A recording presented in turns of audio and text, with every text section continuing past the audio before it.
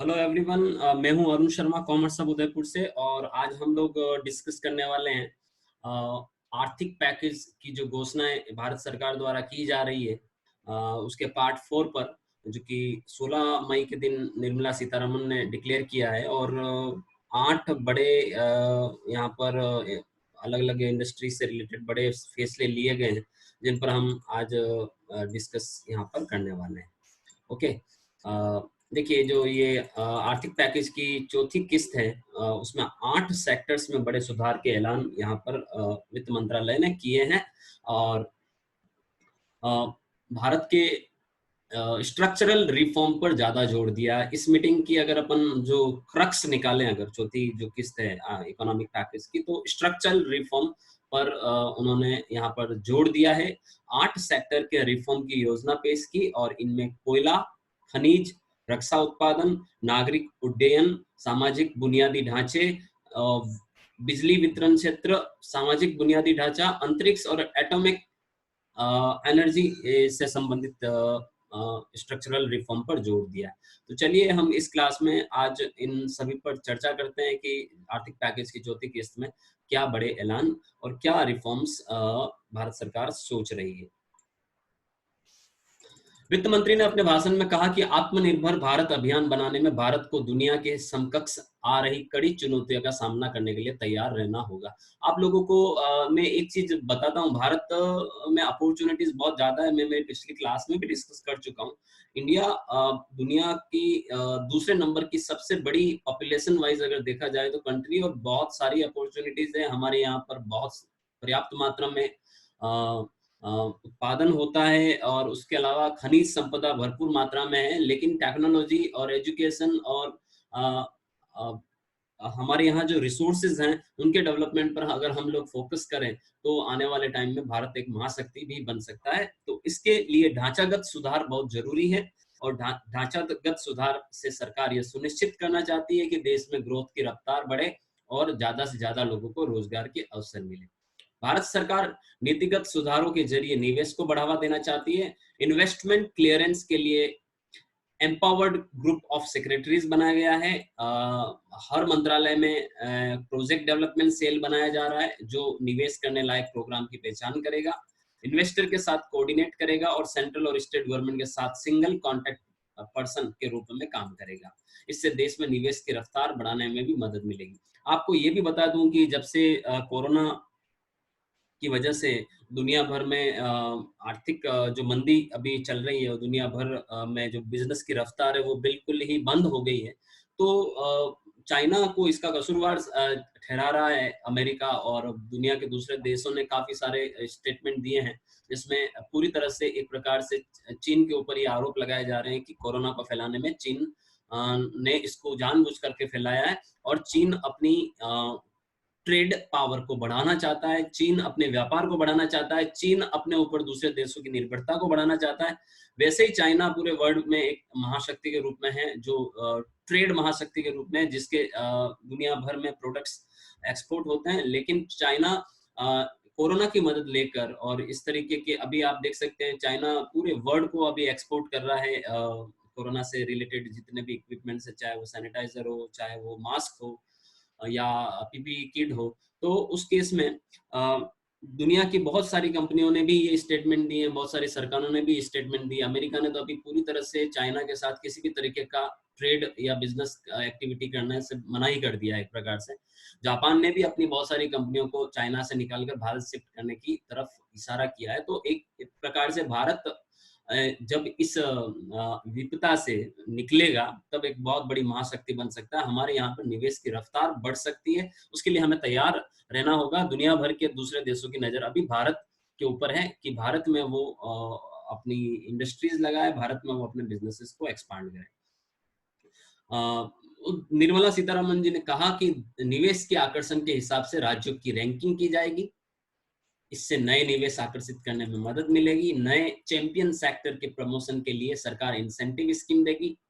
Solar PV manufacturing और advance cell batteries storage आदि बनाने जैसे सेक्टर में सरकार इंसेंटिव देने जा रही है। सरकार इंडस्ट्रियल इंफ्रास्ट्रक्चर को अपग्रेड करना चाहती है। सरकार इस कार्यक्रम के माध्यम से उन राज्यों में इंडस्ट्रियल क्लस्टर को अपग्रेड करना चाहती है जहां उनकी स्थिति चिंताजनक है। इसमें कॉमन इंफ्रास्ट्रक्चरल फैसिलिटी और कनेक्टिविटी को सुधारने पर भी ध्यान दिया जा रहा है। देखिए गवर्नमेंट कुल मिलाकर, अब भारत सरकार कुल मिलाकर इस फ्रंट फुट पर आ चुकी है कि इंडिया में ही मैन्युफैक्चरिंग की जाए और इंडिया में इंडस्ट्रियल डेवलपमेंट और इंडस्ट्रियल इंफ्रास्ट्रक्चर को बढ़ावा दिया जाए, ताकि हमारी दूसरे देशों पर निर्भरता खत्म हो सके और हम आत्मनिर्भर बने। वित्त मंत्री ने यह भी कहा कि इंडस्ट्रियल लैंड की उपलब्धता के हिसाब से नए निवेश को बढ़ावा देने की कोशिश की जाएगी। इसके साथ ही इंडस्ट्रियल इंफॉर्मेशन सिस्टम बनाया जाएगा और इसकी जीआईएस मैपिंग की जाएगी, जिससे कि यह सूचना सबके लिए उपलब्ध हो सके। इंडस्ट्रियल इंफॉर्मेशन सिस्टम के तहत 3376 इंडस्ट्रियल पार्क या स्पेशल इकोनॉमिक जोन की मैपिंग की जा रही है। उसके अलावा वर्ष 2021 तक देश के सभी औद्योगिक इलाके इस मैपिंग के दायरे में आ जाएंगे।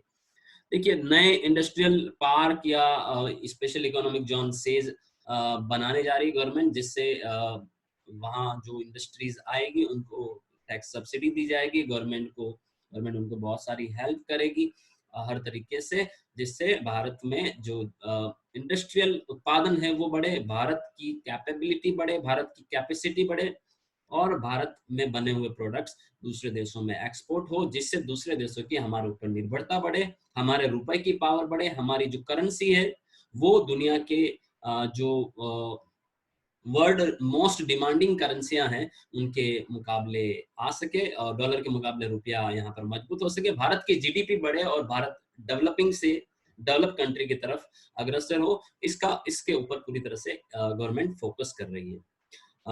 हमारी वित्त मंत्री ने यह भी कहा कि सरकार 8 सेक्टर में सुधार करना चाहती है। इनमें सबसे पहला सेक्टर है कोयला क्षेत्र। भारत में कोयले का उत्पादन झारखंड, छत्तीसगढ़, बिहार काफी भारी मात्रा में होता है। वास्तव में भारत सरकार कोयले का आयात कम करने के लिए देश में कोयले का उत्पादन बढ़ाना चाहती है। उसके बावजूद भारत में कोयले का आयात होता है, क्योंकि कोई भी इंडस्ट्री है विदाउट कोयला कोई भी इंडस्ट्री चल नहीं सकती, क्योंकि कोयला एज ए ईंधन के रूप में काम आता है और हम कोयले के उत्पादन के मामले में आत्मनिर्भर बनना चाहते हैं। वित्त मंत्री ने कहा कि सरकार को कोयला सेक्टर में प्रतियोगिता, पारदर्शिता और निजी क्षेत्र की हिस्सेदारी बढ़ाई जाएगी। सरकार कोयला सेक्टर में निर्धारित रुपया प्रति टन की जगह रेवेन्यू शेयरिंग मशीनरी लागू करना चाहती है। कोयला सेक्टर में एंट्री करने के लिए नियमों को आसान बनाया जाएगा। इससे प्राइवेट सेक्टर्स कोयला सेक्टर में अपनी हिस्सेदारी बढ़ाएंगे और इस सेक्टर में सरकार का एकाधिकार खत्म होगा और निजी क्षेत्र को मौका दिया जाएगा। मतलब साफ तौर पर यहाँ पर गवर्नमेंट का ये कहना है कि हम अब कोल इंडस्ट्रीज जो भारत सरकार के अब तक एकाधिकार था, जो गवर्नमेंट के हाथ में थी, उसे प्राइवेटाइजेशन की तरफ रुख करने की तरफ इशारा कर दिया है वित्त मंत्री ने। आपको ये भी बता दूं कि आने वाले टाइम में गवर्नमेंट सेक्टर्स जो पूरी तरह से 100% गवर्नमेंट इंटरप्रीनियर्स और जो सेक्टर्स गवर्नमेंट के हाथ में, उससे प्राइवेटाइजेशन की तरफ मोड़ा जाएगा और इसकी शुरुआत 1984 से इसकी शुरुआत कर दी गई थी, जब प्राइवेटाइजेशन ग्लोबलाइजेशन को तत्कालीन वित्त मंत्री डॉक्टर मनमोहन सिंह जी ने बढ़ावा देने से संबंधित रूल बनाए थे। फेमा एक्ट लागू किया था 1980s में। तो वहां से ही भारत धीरे धीरे वापस अपनी पहचान बनाने लगा पूरे वर्ल्ड में और अब भारत में लगभग ये साफ तौर पर इशारा कर दिया गया है कि कोयला सेक्टर पर सरकार का एकाधिकार अब खत्म किया जाएगा और निजी क्षेत्र को इसमें मौका दिया जाएगा। उन्होंने कहा कि सरकार कोयला सेक्टर में कमर्शियल माइनिंग के लिए निजीगत सुधारों के जरिए प्रयास करना चाहती है। सरकार कोयला सेक्टर में 50,000 करोड़ रुपए का निवेश करना चाहती है। इस रकम का इस्तेमाल कोल माइनिंग के लिए ढांचागत सुविधा को मजबूत बनाया जाएगा। कोल गैसिफिकेशन या लिक्विफिकेशन के जरिए इंसेंटिव दिया जाएगा। कोल इंडिया लिमिटेड का लक्ष्य है कि 2023-24 तक 1 बिलियन टन कोयले का प्रोडक्शन किया जा सके। खान से कोयला निकालने के बाद रेल तक पहुंचाने के लिए इंफ्रास्ट्रक्चर बेहतर बनाया जाएगा। भारत सरकार खान से कोयला निकालने के बाद रेलवे तक ले जाने के लिए 18,000 करोड़ का निवेश करने जा रही है। देखिए कोयला सेक्टर में भारत सरकार ने लगभग 50,000 करोड़ रुपए का निवेश का यहाँ पर अपना इशारा दे दिया है। अब बात करते हैं हम दूसरी इंडस्ट्री की तरफ और कोयला सेक्टर में निजी निवेश को यहाँ पर गवर्नमेंट एंट्री करने के मूड में है। दूसरा सेक्टर मिनरल सेक्टर में भी निजी निवेश को बढ़ावा देने के उपाय किए जा रहे हैं। सरकार मिनरल सेक्टर की ग्रोथ, रोजगार और नई तकनीक लाने के लिए इस सेक्टर में भी ढांचागत सुधार करने जा रही है। सरकार अब कंपोजिट एक्सप्लोरेशन कम माइनिंग कम प्रोडक्शन रिज्यूमे की शुरुआत करने जा रही है। इसके तहत 500 माइनिंग ब्लॉक ओपन और ट्रांसपेरेंट नीलामी प्रक्रिया के द्वारा किए जाएंगे। बॉक्साइड और कोल माइनिंग का जॉइंट ऑक्शन किया जाएगा। इसमें एल्यूमिनियम इंडस्ट्री में प्रतियोगिता बढ़ेगी। देखिए, मिनरल सेक्टर में भी निजी निवेश को गवर्नमेंट लाना चाह रही है, और जिससे रोजगार और ग्रोथ और टेक्नोलॉजी का विस्तार हो सके। वित्त मंत्री ने कहा कि सरकार रक्षा उत्पादन में देश को आत्मनिर्भर बनाना चाहती है। आपको पता हो तो जुलाई में 4 राफेल विमान गवर्नमेंट खरीदने वाली है। तो जो जितने भी यहाँ पर डिफेंस प्रोडक्शन है, डिफेंस संबंधित जो भी उपकरण है, उनके प्रोडक्शन में भी भारत सरकार आत्मनिर्भर बनना चाहती है। इसके लिए मेक इन इंडिया प्रोग्राम पर सरकार बड़ा दाव खेल रही है। इसके लिए जल्दी वेपन और प्लेटफॉर्म की एक नई नोटिफाई की जाएगी, लिस्ट नोटिफाई की जाएगी। इनमें उन उपकरणों को शामिल किया जाएगा जिनके आयात की मनाही होगी, और हर साल इस लिस्ट में नई चीजें जोड़ी जाएगी। इसके साथ ही इंपोर्टेड स्पेयर पार्ट्स को भारत में बनाए जाने की संभावनाएं तलाशी जा रही है। घरेलू बाजार से पूंजी जुटाने के लिए बजट में अलग से प्रावधान किए जाएंगे। डिफेंस इंपोर्ट बिल में कमी लाना सरकार का एकमात्र मकसद है।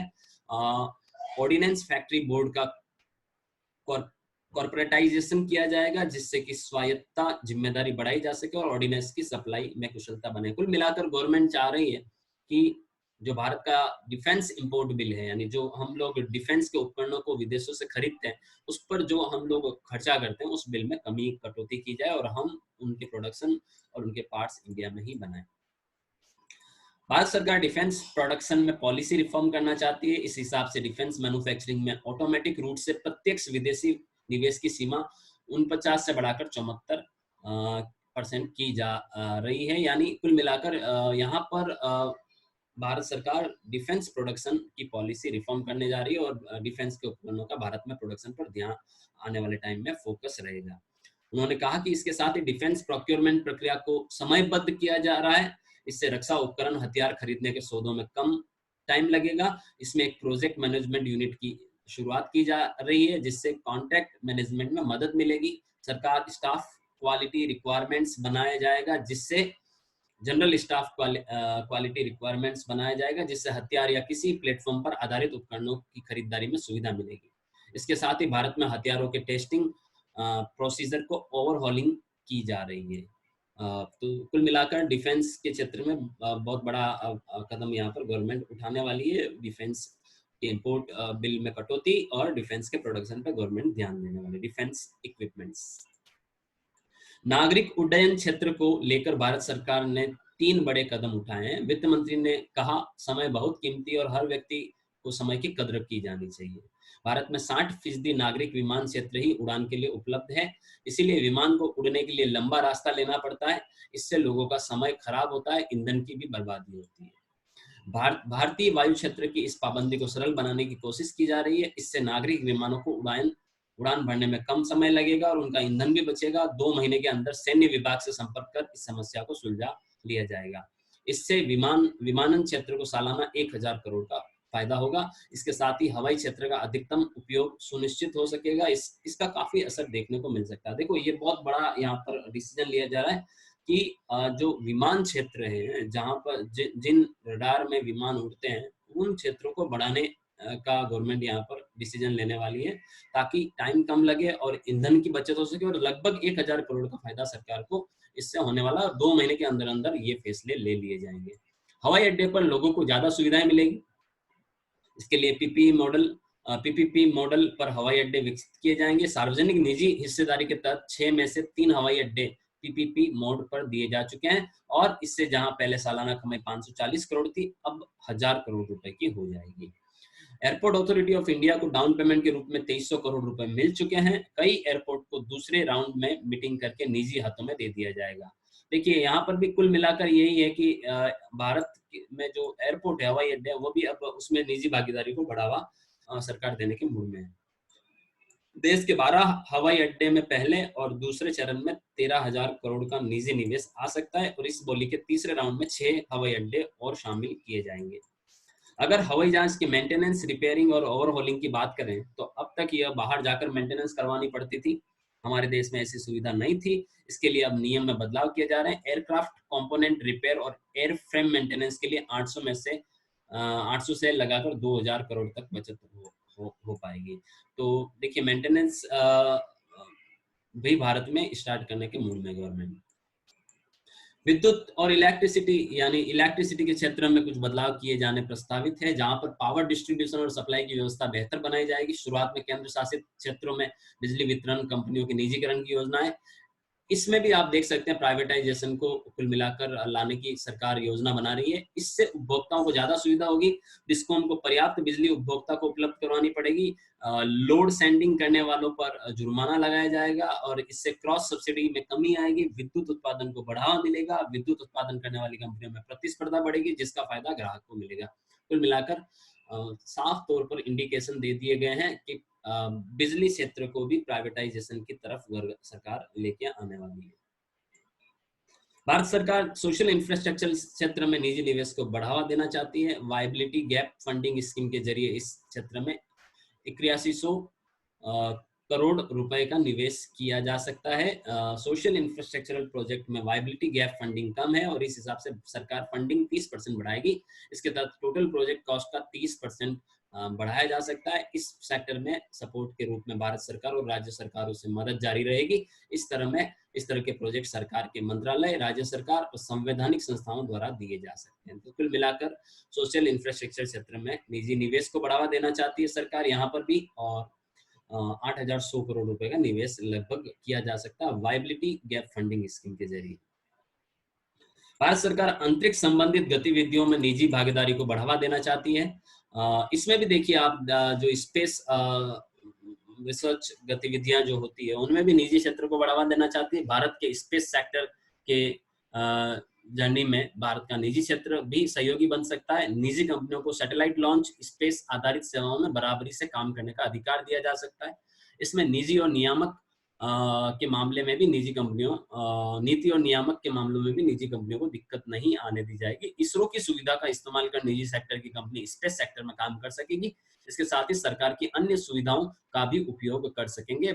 भविष्य के लिए स्पेस के नए प्रोजेक्ट को भी निजी क्षेत्र के लिए खोला जाएगा। इसके साथ ही रिमोट सेंसिंग डेटा उपलब्ध कराने के लिए टेक एंटरप्रेन्योर के लिए लिबरल जियो डेटा पॉलिसी भी लाई जाएगी। तो कुल मिलाकर देखिए आप यहाँ पर स्पेस प्रोग्राम में भी निजी भागीदारी को खोला जाएगा। ये गवर्नमेंट का साफ तौर पर यहाँ पर इंडिकेशन था। भारत सरकार परमाणु ऊर्जा के क्षेत्र में भी बड़ा सुधार करना चाहती है। रिसर्च रिएक्टर स्थापित करने के लिए पीपीपी मोड पर काम किया जाएगा। इसमें मेडिकल आइसोटोप के प्रोडक्शन पर विचार किया जा सकता है। इससे कैंसर और अन्य रोगों के सस्ते इलाज की प्रक्रिया विकसित की जा सकती है। तो देखो परमाणु ऊर्जा पर भी यहाँ पर रिसर्च रिएक्टर स्थापित करने के मूड में भारत सरकार यहाँ पर दिख रही है। इसके साथ ही खाद्य पदार्थों के संस्करण के लिए रेडिएशन टेक्नोलॉजी के लिए पीपीपी मोड पर सुविधा बनाने की कोशिश की जा रही है। इससे कृषि सेक्टर में सुधार होगा और किसानों को काफी मदद मिलेगी।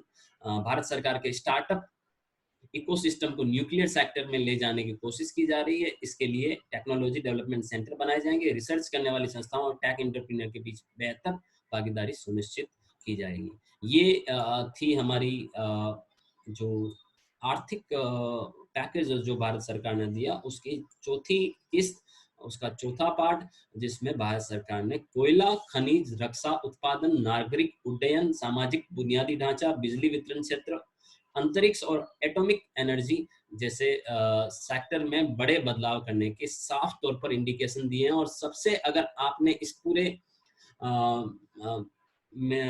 यहाँ पर इस पूरे वीडियो कॉन्फ्रेंसिंग के जो भाषण को अगर आपने पूरा ऑब्जर्व किया तो इन सभी सेक्टर में निजी भागीदारी को बढ़ावा देने से संबंधित फैसले लिए गए हैं। यानी आने वाले टाइम में जो ये सेक्टर आज की तारीख में गवर्नमेंट के अधीन है, उसमें आने वाले समय में आपको प्राइवेट कंपनियों की भी हिस्सेदारी नजर आएगी और प्राइवेटाइजेशन को पूरी तरह से यहाँ पर बढ़ावा देने के मूड में है सरकार। तो ये कुल मिलाकर जो इकोनॉमिक पैकेज है उसकी जो पार्ट 4 है उसमें भारत के जो बड़े बड़े सेक्टर हैं, 8 सेक्टर्स में रिफॉर्म्स करने की बात की गई है और प्राइवेट हाथों की भागीदारी को इसमें बढ़ाने का पूरी तरह से भारत सरकार ने अपनी मंशा जता दी है कि प्राइवेट सेक्टर आगे आए और इन सेक्टर में अपना रोल प्ले करे, जिससे इनके इन सेक्टर्स का रिफॉर्म्स हो सके, जो ये सेक्टर को बेहतर बनाया जा सके और इन सेक्टर से आउटपुट जनरेट किया जा सके और भारत की दूसरे जो देश हैं उनके ऊपर की निर्भरता खत्म हो सके और हम आत्मनिर्भर बन सके। आने वाले टाइम में मैं आपको ये भी बता दूं कि भारत में लगभग सभी सेक्टर्स, जिस तरह के माहौल है, तो लगभग सभी सेक्टर्स प्राइवेट हाथों में चले जाएंगे एंड प्राइवेटाइजेशन के ऊपर जनरली अभी अगर हम बात कर सकें तो गवर्नमेंट का फोकस अब बढ़ने लगा है। ठीक है, तो ये थी हमारी पार्ट 4 की क्लास और आपको कुछ भी पूछना है तो मैं आपको अनम्यूट कर रहा हूँ, आप मेरे से क्वेश्चन कर सकते हैं।